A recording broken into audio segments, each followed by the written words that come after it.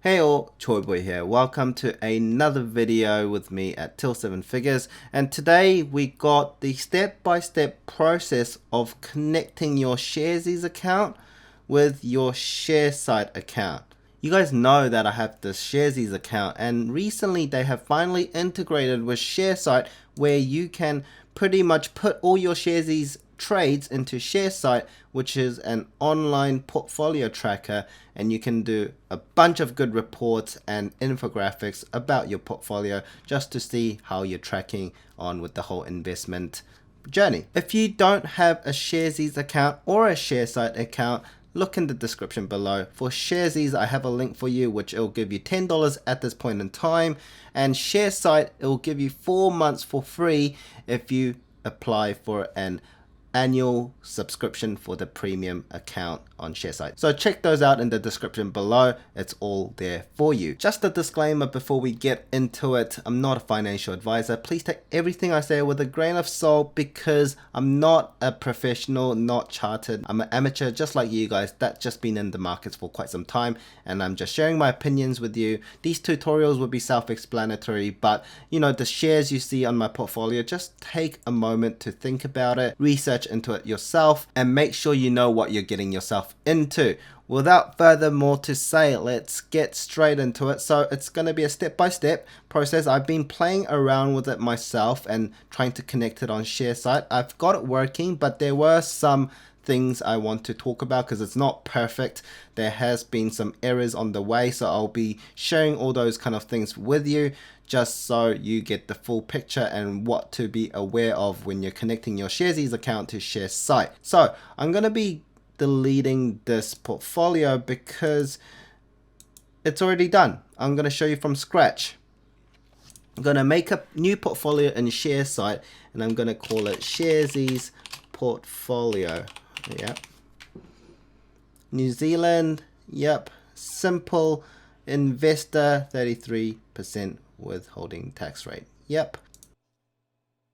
So once you make it, you'll see something like this. There's three main ways you can import trades into your Sharesight account. It's either doing it manually, so you're putting in the amount of shares you bought at what price and the brokerage fees, and you're putting it all by yourself, or you can import these transactions from Sharesight, Hatch, or direct broking, and they have a bunch more to pick from. Else, you can do it through a file, so you can export trades using a CSV from whatever broker you use, and you can import it like that in bulk. The easiest way to do this is using the import from broker because they have a proper integration between the broker and Sharesight. So let's just click into this, right? And let's look into Sharesies.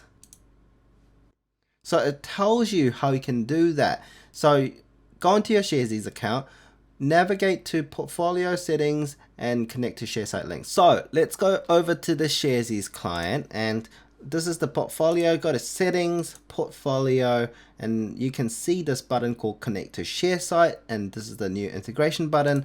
Once you click that, you authorize Sharesies and it will pull it from your Sharesight account you are currently logged in from, for what I can see. So you can see that it will show me the portfolios I have in my Sharesight account, and you can see I only have one, which is the one I just made. So pick the right portfolio. You don't need to have this one on the send all pass buy and sell transactions, but it's good to bring everything in and just see how the graphs look like and kind of analyze your previous trades and stuff like that. So bring it all in because there's no harm doing that, and there's probably more benefits from it, and you can learn a lot more about how you invest in general. So let's connect, and you'll see that it is connected. So whatever buy and sell trades you make on the Sharesies account, it will send it automatically over to Sharesight for you from now onwards, unless you disconnect. So let's go back over to our Sharesight account, go back to overview, and you'll see that it will start to bring in all the trades. Now this takes a bit of time, and I think I had a bit of issues every time. So there is a few known issues with this. So we're going to let it load all the transactions for now. It's going to take roughly 5-10 minutes, I think. So let's let it run. Every time you refresh, it will change dramatically because it is only partial amounts of the trades you actually made on Sharesies, which is in Sharesight already. So as I mentioned, don't be alarmed when your portfolio is not matching with Sharesies, because it will take some time to sync. So if you refresh it a few times, you'll see it go up and down depending on your trades, which is probably not done yet. It's about time it goes down. I don't know if I ever had 41k, but apparently so. Maybe because it didn't bring in all the cells. I'm not sure. But yeah, don't be alarmed. Just let it go. Let it do a thing. There we go. Drop down to 26k. It's coming back down. We can see it 18k. Ooh, it's back. Okay. Alright, so just to be safe, I'm going to log out and log back in. Cool. So it seems like everything's in, but you can see that there's a bit of discrepancy between our Sharesies value and our Sharesight value. It should be the same. So this is the known issues I've found out while importing it a few times. It's been consistent with this issue, so I'm going to show you how I resolved it. So let's start off with the one invalid holding, which would be Vista. Okay, so it says I have negative value because I've sold more than what I owned. So there must be a missing buy trade in one of these things here, and we're going to find out which one that is. Okay, so let's go back over to the wallet. And I'm going to load everything. I think there's a better way of doing this, but I really cannot be bothered, so I'm just going to load everything and I'm going to use the Control F method to look for what I need. So let's use the Control F and let's look for Vista. And if we just go through the list from bottom up, we can see that there was a share purchase plan. That's a capital raise that Vista did last year in May. Now you can see that there is nothing for this one. 4th of May there was a share purchase and it's not there. The only one is 11th of May, which is probably the one after. It's right here. So they have missed out my share purchase plan because it's a special kind of trade. They don't charge you brokerage fee and you just buy in for the company raising cash and they dilute the shares. That's what a capital raise is. I'm not going to go into too much detail about this, but they have missed it out. They haven't put this through. So we're going to go do that. So it's 107 shares and you can see that there is another one at 42. So that's 149 shares that they have missed out to move into Sharesight. And you can see that there is 149 negative shares right now here as well. So that means that's the one that it's missing, the share purchase plan. So we're gonna add a new trade and we're gonna make it 13th of May. Okay, 13th May 2020. You can do 149 shares at how much was it? 105. 1.05. We're going to put 0 for the brokerage because it was a capital raise. They don't charge you brokerage fees for that. And save trade. Once you do that, it must have resolved because now I have no negative value. You can see that the share purchase plan part is in. And once this is in, we can see everything resolves itself. It's good. Cool. So we fixed one invalid holding, but there's a second problem.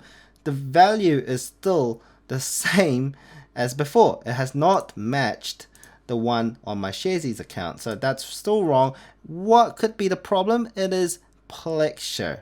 So Plexure had a share purchase plan as well, a capital raise. I can see that it has not brought in the 2 capital raises I have participated this year and last year. So we're going to bring those through as well. So last year's one was back in November and this year's one was around September. So we're going to look for those. So let's look for Plexure. Look for that share purchase. Right. 27th November 2020, 553. This must not be in here. Yep, we cannot see anything in November 2020. So let's new trade. 27th November 2020, buy trade, sure, 553, $1.20. Expensive capital raise. I'll never forget this. People who were holding Plexure from these days, rest in peace. Me as well. So if we do that, 553 at 1.2. So now we see this share purchase plan for this one. We have another one. There was another one in September 2021. This amount of shares. So we're going to have another one, 29th.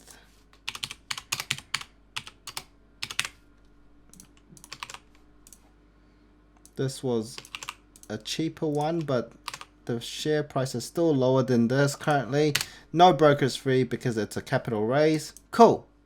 So that should have fixed it. $17,246, $17,263. So there is a bit of difference, mainly because it's probably the BlackBerry value, but everything else should be the same. So we can see that 52.56 for Oceania, 52.56, all good. Plexure 3962, 396281, exactly right. Raycon 2016, Raycon 2016, all good. Virgin Galactic 143.7 USD, which is in New Zealand dollars, it's around $212, and BlackBerry. So there will be a bit of difference here, maybe because of the currency exchange, but you can see that it is pretty much all good now. So this is the portfolio completed when we bring in the trades from Sharesies into Sharesight. It was a bit annoying because of the capital raises, but nonetheless, just make sure you know what's going on and don't be alarmed, and hopefully they'll fix this. I might give Sharesies people a bit of a nudge around this and see if they can resolve it, and we'll see how it goes from there. But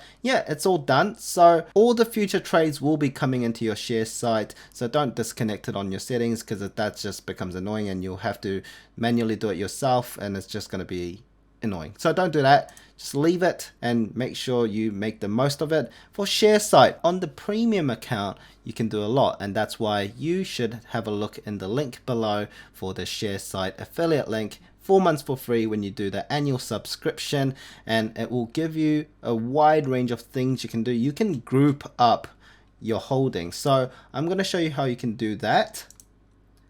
So you can do custom groups. And let's say I want to split my US stocks with my New Zealand stocks.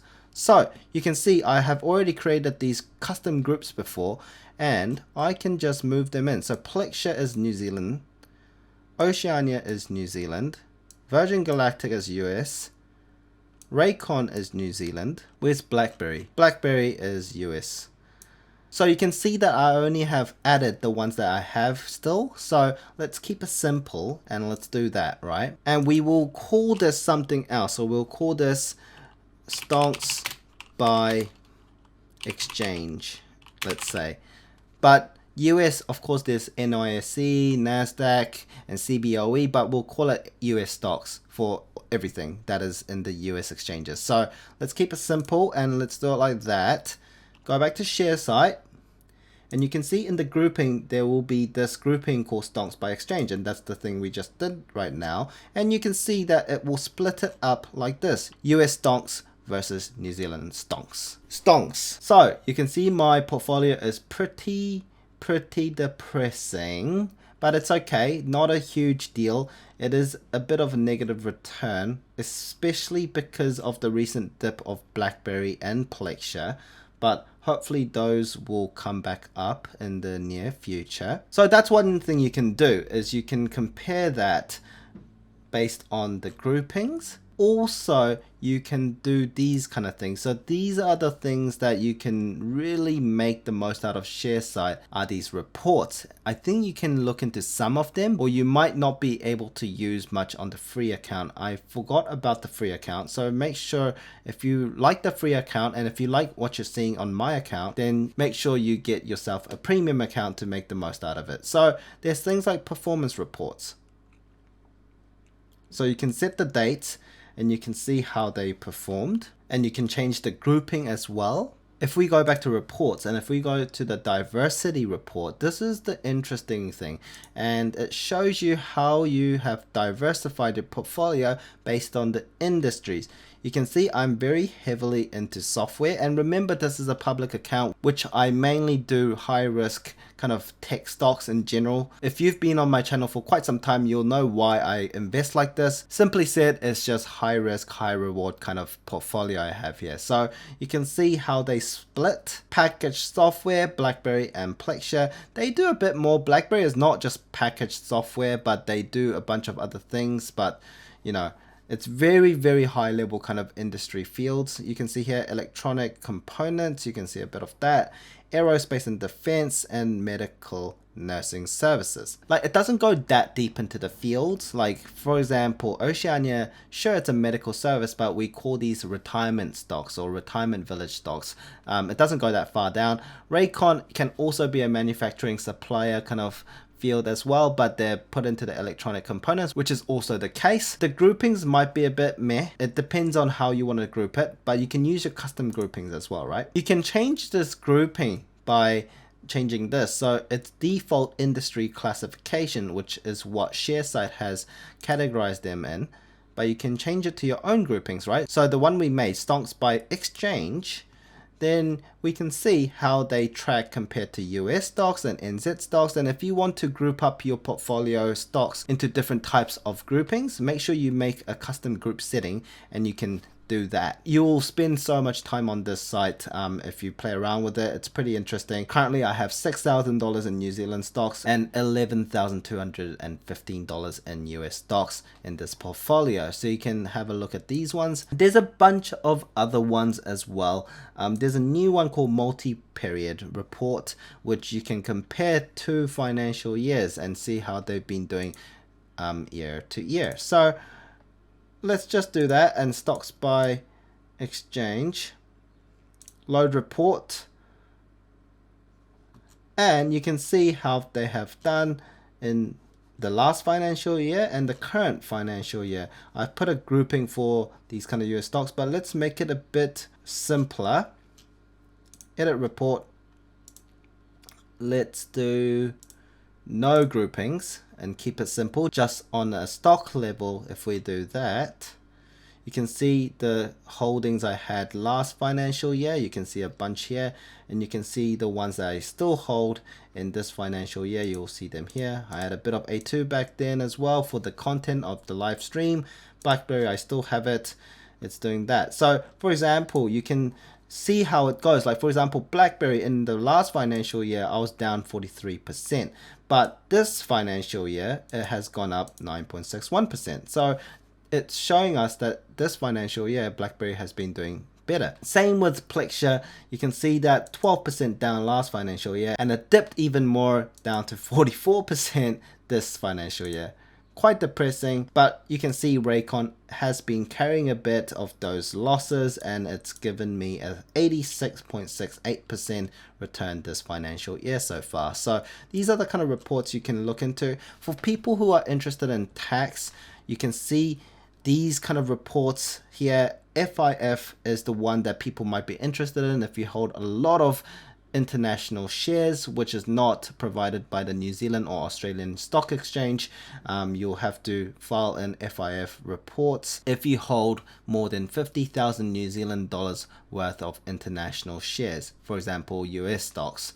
So let's go on with the taxable income report. So this will show you all the dividends and passive income you've got so far, and it will show you down here. Obviously, you guys know I'm not a dividend investor at this point in time, so I haven't got anything. So we'll go back to reports and let's look at the trader's tax report. Trader's tax report is something that you will pay on any capital gains. If you have capital gains tax that you want to pay, then you can see how you can pay that, and it will show you how much losses or gains you made in this financial year or whatever time frame you have set, and you just pay the tax based off that. So it shows you all the trades you've made, and you can go from there. So let's go back to the report and let's look at the FIF report, because FIF report is the one that people have been quite interested in. Basically, as I mentioned, this is only the case when you have more than 50,000 New Zealand dollars worth of international shares, and it'll show you all the FIF included companies